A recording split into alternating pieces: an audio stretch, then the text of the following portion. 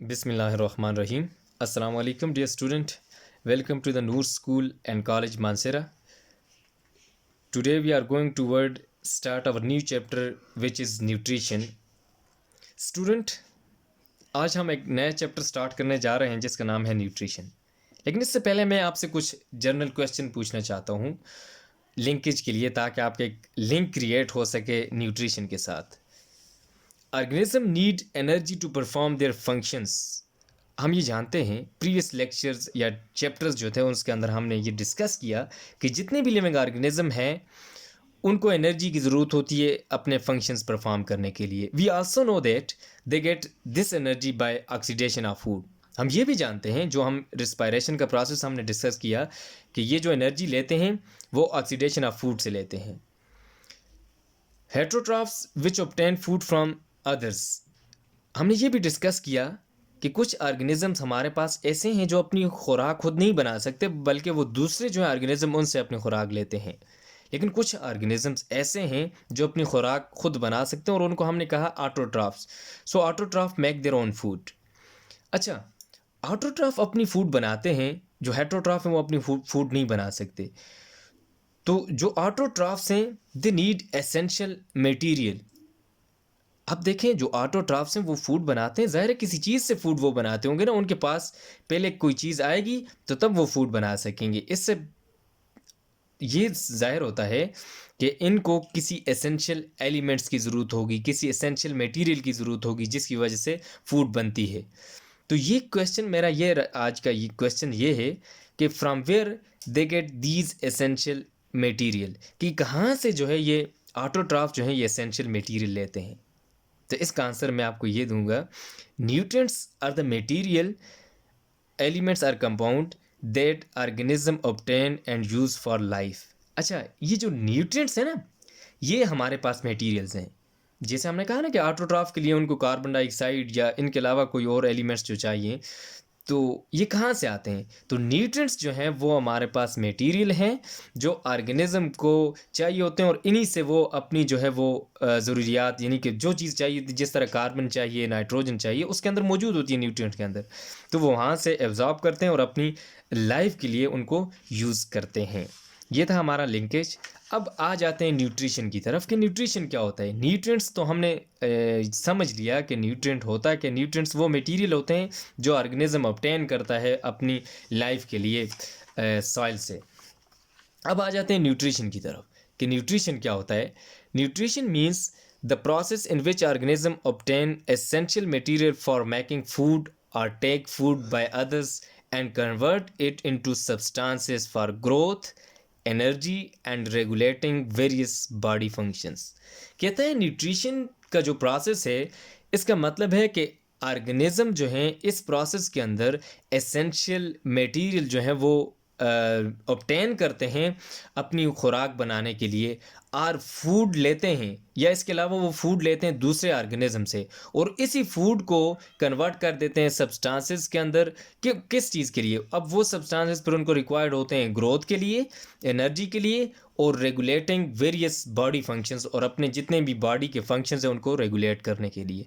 तो अब न्यूट्रिशन का जो प्रोसेस है, इसका सिंपल मीनिंग ये है कि ऐसा प्रोसेस जिसके अंदर ऑर्गेनिज्म जो है वो अपने न्यूट्रिएंट्स जो हैं वो लेते हैं, एसेंशियल मटेरियल्स लेते हैं अपनी खुराक बनाने के लिए, या इसके अलावा उसी खुराक को जो है वो कन्वर्ट करने के लिए ग्रोथ के लिए, ताकि वही खुराक ऐसे इस काबिल हो जाए कि वो ग्रोथ के लिए भी यूज़ हो सके, एनर्जी के लिए भी, और जितने फंक्शंस हैं उनको रेगुलेट करवाने के लिए भी यूज़ हो सके. तो इस प्रोसेस को हम कहते हैं nutrition. We will study what is the nutritional requirement of plant. इस चैप्टर के अंदर हम ये पढ़ेंगे कि प्लांट की जो न्यूट्रिशनल रिक्वायरमेंट है वो क्या है, and also study the components of human food and digestive system. और इसके अलावा हम इंसान की जो खुराक है उसके जो कंपोनेंट्स हैं उनके बारे में डिस्कस करेंगे, और इसके अलावा डाइजेस्टिव सिस्टम जो है इंसान का डाइजेस्टिव सिस्टम है उसके बारे में डिस्कस करेंगे कि डाइजेस्टिव सिस्टम क्या होता है. अच्छा, तो जो मिनरल न्यूट्रिशन इन प्लांट्स है उसको देखते हैं कि ये क्या है और किस तरह जो है अपना जो है फंक्शन प्ले करता है प्लांट की लाइफ के अंदर. along with carbon dioxide, water sunlight, chlorophyll. Plants also need many mineral nutrients. कहता है कार्बन डाइऑक्साइड, हमने अभी तक देखे फोटोसिंथेसिस के अंदर हमने यही चीज़ें पढ़ी थी कि प्लांट को कार्बन डाइऑक्साइड चाहिए होती है, वाटर चाहिए होता है, सनलाइट चाहिए होती है, क्लोरोफिल चाहिए होती है, लेकिन इसके अलावा भी कुछ मिनरल न्यूट्रिएंट्स चाहिए होते हैं प्लांट्स को अपनी लाइफ को जो है वो सस्टेन करने के लिए। तो देखते हैं कौन कौन से न्यूट्रिएंट्स जो है वो प्लांट्स को चाहिए होते हैं, उनको डिस्कस करते हैं। Soil is store house of these minerals. जो सॉइल है हमारे पास, ये इन मिनरल्स का स्टोर हाउस है। इसके अंदर ये सारे मिनरल्स जो हैं वो स्टोर हुए होते हैं, यानी कि सॉइल के अंदर जो न्यूट्रिएंट्स प्लांट्स को चाहिए वो सारे के सारे उसके अंदर स्टोर होते हैं। तो इस वजह से इसको हम सॉइल को कहते हैं store house of the minerals, कि इसके अंदर जितने भी मिनरल्स हैं वो मौजूद होते हैं। Process which deals with how plants get minerals and where they use them is called mineral nutrition in plants. ऐसा प्रोसेस जो प्लांट के कहता है कि कैसे प्लांट जो है मिनरल्स को लेता है और कहाँ पे यूज़ करता है, तो इस प्रोसेस को हम कहते हैं मिनरल न्यूट्रिशन इन प्लांट्स। अच्छा, इसके बाद we classify the nutrients into two major category on the base of quantity needed by the plants. हम न्यूट्रिएंट्स जो है उनको दो कैटेगरी के अंदर डिवाइड करते हैं। किस बेस के ऊपर? On the quantity needed by the plant, कि जितना एक प्लांट को न्यूट्रिएंट चाहिए उसकी क्वांटिटी के ऊपर हम जो है न्यूट्रिएंट्स को दो कैटेगरी के अंदर डिवाइड करते हैं। एक को हम कहते हैं मैक्रो न्यूट्रिएंट्स और दूसरा जो होता है वो माइक्रो न्यूट्रिएंट्स है। तो इनको आप देखते हैं कि मैक्रो न्यूट्रिएंट्स कौन सा है और माइक्रो न्यूट्रिएंट्स कौन सा है। Micronutrients are those which are required in larger quantities. ऐसे न्यूट्रिएंट्स जो प्लांट को लार्जर क्वांटिटीज़ के अंदर चाहिए हों उनको हम कहते हैं macronutrients. These are 9 in numbers. ये 9 है नंबर में, तादाद में 9 है। ये कौन कौन से? Carbon, hydrogen, oxygen, phosphorus, potassium, nitrogen, sulphur, calcium and magnesium. ये जो 9 है हमारे पास, ये सारे के सारे मैक्रोन्यूट्रिएंट्स हैं। इसके बाद दूसरा है micronutrients, which those nutrients which are required in lower quantities are called micronutrients. ऐसे न्यूट्रिएंट्स जो प्लांट्स को लो क्वांटिटी के अंदर चाहिए उनको हम कहते हैं micronutrients. These are 8 in numbers. ये तादाद में जो है वो 8 हैं। कौन कौन से? Iron, boron, copper, molybdenum, manganese, zinc, chlorine, nickel. जो बुक के अंदर टेबल 8.1 है इसके अंदर डिटेल के साथ जो है वो लिखा हुआ है। उनको देखते हैं कि किस तरह इनका रोल है और कहाँ पे ये अपना रोल प्ले करते हैं। यहाँ पे देखें जो हमने अभी क्लासिफिकेशन की है मिनरल न्यूट्रिशन की, न्यूट्रिएंट्स जो हैं उनकी, देखें यहाँ पे न्यूट्रिएंट्स लिखे हुए हैं। ये जो ऊपर वाला पोर्शन है ये हमारे पास मैक्रोन्यूट्रिएंट्स है और ये हमारे पास माइक्रोन्यूट्रिएंट्स है। और इस साइड के ऊपर इस टेबल के अंदर रोल इन प्लांट लाइफ के कौन सा जो न्यूट्रिएंट है प्लांट लाइफ के अंदर क्या जो है रोल प्ले करता है उसकी डिटेल लिखी हुई है। अब देखें जिस तरह यहाँ पे मैक्रोन्यूट्रिएंट्स को पहले देखते हैं। 1 2 3 4 5 6 7 8 9। ये 9 जो है हमारे पास मैक्रोन्यूट्रिएंट्स है और ये जो 8 है हमारे पास माइक्रोन्यूट्रिएंट्स है। Carbon part of the organic compound. जितने भी ऑर्गेनिक कंपाउंड है उनका एक पार्ट है। Hydrogen part of organic compound, ये भी ऑर्गेनिक कंपाउंड का पार्ट है। अगर हाइड्रोजन नहीं होगी तो ऑर्गेनिक कंपाउंड नहीं बनेंगे, कार्बन नहीं होगी तो इस तरह ऑर्गेनिक कंपाउंड नहीं बन सकेंगे। Oxygen part of organic compounds necessary for cellular respiration. एक तो ये ऑर्गेनिक कंपाउंड का हिस्सा है और इसके अलावा ये सेलुलर रिस्पायरेशन के लिए चाहिए होती है।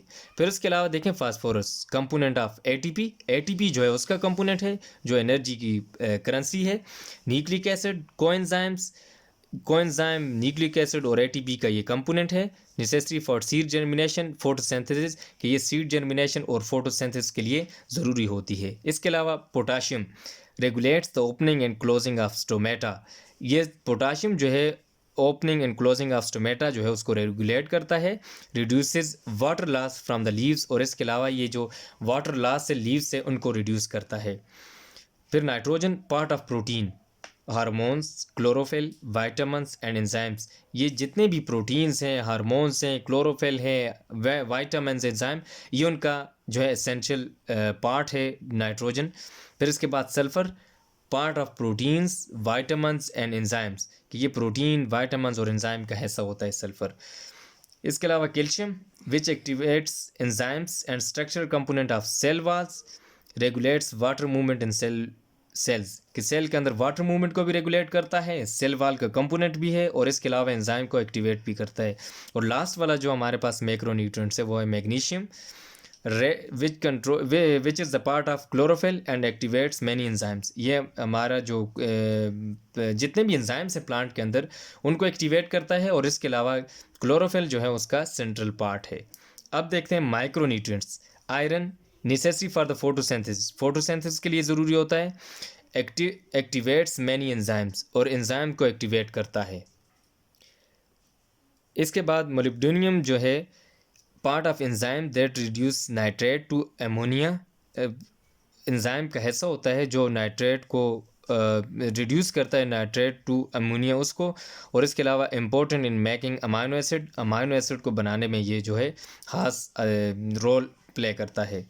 Boron important for sugar transport को शुगर करने में ये हेल्प करता है, और उसके लिए ज़रूरी होता है। सेल डिवीजन, सेल जो जब डिवाइड होता है उसके लिए। एंड सर्टेन एंजाइम, और इसके अलावा कुछ एंजाइम्स ऐसे हैं जिनमें ये ज़रूरी होता है। Copper required for functioning of several enzymes, जितने भी हमारे पास एंजाइम्स हैं उनकी फंक्शनिंग के लिए ये ज़रूरी होता है। मैग्नीज जो है involve in enzyme activity of photosynthesis, respiration and nitrogen metabolism. इसके अलावा हमारे पास जिंक होता है which required for the functioning of many enzymes, जितने भी हमारे पास एंजाइम्स हैं उनमें मोस्टली जो है वो उनकी फंक्शनिंग के लिए जिंक रिक्वायर्ड होता है। Chlorine which involve in osmosis of water की ऑस्मोसिस के अंदर ये इन्वॉल्व होता है, जो हमने 9th क्लास के अंदर डिटेल के अंदर ये टॉपिक पढ़ा हुआ है। निकल required in nitrogen metabolism, nitrogen की जो मेटाबॉलिज्म होती है इसके अंदर ये रिक्वायर्ड होता है। ये टेबल जो है इसके अंदर ये सारा बताया हुआ है कि जितने भी एलिमेंट्स हैं उनका, मिनरल एलिमेंट्स हैं उनका प्लांट लाइफ के अंदर क्या रोल है। तो यहाँ मैंने आपको बता दिया कि मैक्रोन्यूट्रिएंट्स और माइक्रोन्यूट्रिएंट्स कौन कौन से हैं और इनका क्या रोल है प्लांट लाइफ के अंदर। इसके बाद नेक्स्ट हमारा टॉपिक है रोल ऑफ नाइट्रोजन, कि नाइट्रोजन का क्या रोल है। It is the major component of protein, hormone, देखें बाकी भी हैं लेकिन नाइट्रोजन और जो मैग्नीशियम है हमारे पास, इन दो का सिर्फ रोल इस बुक के अंदर डिस्कस किया गया क्योंकि ये बहुत ज़्यादा इंपॉर्टेंट है। इनका रोल जो है वो मोस्टली पेपर्स के अंदर आता भी है शॉर्ट क्वेश्चन की फॉर्म में। तो इसको देखते हैं। Major component of protein, hormones, chlorophyll, vitamins, enzymes which essential for plant life. ये जितने भी हमारे पास प्रोटीन हो, हार्मोन्स हों, क्लोरोफिल हों, वाइटामिन्स हो, एंजाइम हो, उनका ये मेजर कंपोनेंट्स होता है nitrogen. Nitrogen metabolism is a major factor in stem and leaf growth. जो नाइट्रोजन मेटाबॉलिज्म है यानी कि नाइट्रोजन का बनना और फिर नाइट्रोजन से एक फॉर्म से दूसरी फॉर्म में कन्वर्ट होना और इस तरह उसका फॉर्म चेंज होते रहना, नाइट्रोजन मेटाबॉलिज्म जो है ये एक मेजर फैक्टर है स्टेम और ग्रोथ, लीफ ग्रोथ के अंदर। Too much nitrogen supply can delay flowering and fruit production. कहता है अगर नाइट्रोजन की जो सप्लाई है वो जितनी चाहिए उससे अगर ज़्यादा हो तो उस वक्त ये फ्लावरिंग को डिले कर देता है, यानी कि फ्लावरिंग जो है उसको रोक देता है। यानी कि अगर 1 महीने के बाद फ्लावरिंग होनी है तो ये उसको डेढ़ महीना या उसके अलावा 1.5 महीना या उसके अलावा 2 महीने तक ये लेकर जा सकते हैं उसको, क्योंकि उसके अंदर डिले कर देते हैं उस फ्लावरिंग को, यानी कि फ्लावर का बनना जो है उसको रोक देता है। एंड फ्रूट प्रोडक्शन, और इसी तरह फूड का पैदा होना उसको भी ये रोक देता है। Deficiency of nitrogen can reduce yields, ये उसकी पैदावार को रिड्यूस कर सकता है। Cause yellowing of leaves and stunted growth, इसके अलावा लीव्स को ये येलो बना देता है और ग्रोथ जो है उसको स्टंटेड कर देता है, यानी कि ग्रोथ प्लांट जो है वो ज़्यादा बड़ा नहीं हो सकता बल्कि उसकी स्टंटेड ग्रोथ होती है। इसके बाद है रोल ऑफ मैग्नीशियम, कि मैग्नीशियम का क्या रोल है प्लांट लाइफ के अंदर। Plant required magnesium to form chlorophyll, plant जितने भी उनको मैग्नीशियम रिक्वायर्ड होता है क्लोरोफिल बनाने के लिए। अंदर यहाँ पे देखें मैंने स्ट्रक्चर बनाई हुई है, इसके अंदर सारा आपको मैं समझाऊंगा कि किस तरह मैग्नीशियम जो है वो क्लोरोफिल बनाता है। Magnesium is a central part of chlorophyll Without chlorophyll, plants would not be able to make chlorophyll and carry out photosynthesis. कहता है कि क्लोरोफिल के अलावा प्लांट ना तो जो है वो फूड बना सकता है और ना ही फोटोसिंथेसिस का प्रोसेस कर सकता है। यानी कि मैग्नीशियम के अलावा ये यहाँ पे मैंने क्लोरोफिल, सॉरी, ये हमारे पास मैग्नीशियम है, विदाउट मैग्नीशियम। अच्छा, ना तो ये क्लोरोफिल बना सकता है और ना ही फोटोसिंथेसिस का प्रोसेस जो है वो कोई प्लांट कर सकता है। Deficiency of magnesium leads to chlorosis which means yellowing of leaf. कहता है कि क्लोरोसिस जो है वो हम लॉस ऑफ क्लोरोफिल को कहते हैं। तो ये जो मैग्नीशियम है, अगर इसके डिफिशियंसी होगी तो क्लोरोफिल नहीं बनेगा, और क्लोरोफिल नहीं होगा तो उस वक्त प्लांट के अंदर क्लोरोसिस वाली डिजीज़ होगी, जिसमें येलोइंग ऑफ लीव्स यानी कि लीव्स का जो है वो येलो हो जाना, ये एक डिजीज़ होती है जिसके अंदर क्लोरोफिल लॉस हो जाता है।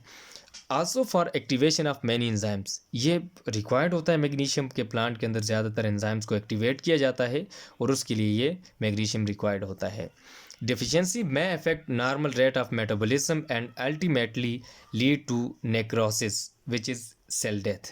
कहता है जो इसकी डेफिशिएंसी है वो नॉर्मल रेट ऑफ मेटाबॉलिज्म को भी अफेक्ट कर सकता है और इसके अलावा ये नेक्रोसिस की तरफ भी लीड कर सकता है। नेक्रोसिस कहते हैं सेल डेथ को, यानी कि जब एक सेल जो है वो डेड हो जाए, इस प्रोसेस को हम कहते हैं नेक्रोसिस। यहाँ पे देखें जो मैग्नीशियम रिक्वायर्ड होता है क्लोरोफिल बनाने के लिए, हम कहते हैं ये सेंट्रल पार्ट है। देखें ये सेंट्रल पार्ट है, इसके साइड इधर भी नाइट्रोजन है, इधर भी और इधर भी, ये इसकी पूरी स्ट्रक्चर है। आप देखें ये इसके साथ कार्बन यहाँ पे इस साइड पे देखें, ये सेंट्रल पार्ट है और इसके इर्द गिर्द सारा जो है क्लोरोफिल मालिक्यूल ये वो बनता है। अगर ये ना हो तो ना ये बाकी सारे नाइट्रोजन है वो अटैच नहीं हो सकते।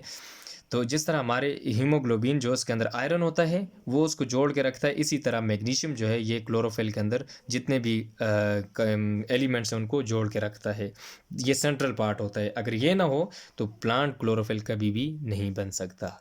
Student, this was all about the today lecture. Now I'm going to sum up our today lecture. Student, today we have discussed about the nutrition in detail, that what is nutrition, and then we have discussed the nutrition in plants, that how plants get nutrition from soil. Then we have discussed the two type of nutrients. One was macronutrients, and then second one was micronutrients. This classification is made on the basis of requirements of nutrient to the plants. Then we have discussed the role of elements in plant life from table 8.1, and then we have discussed the role of nitrogen and magnesium in detail. Student, this was all about the today lecture. If you have any query or problem, you may ask. Your home assignment: draw structure of plant chlorophyll, which I have drawn, and second one, write role of mineral elements from table 8.1 at page number 150. This is your home assignment. Thanks. Allah Hafiz.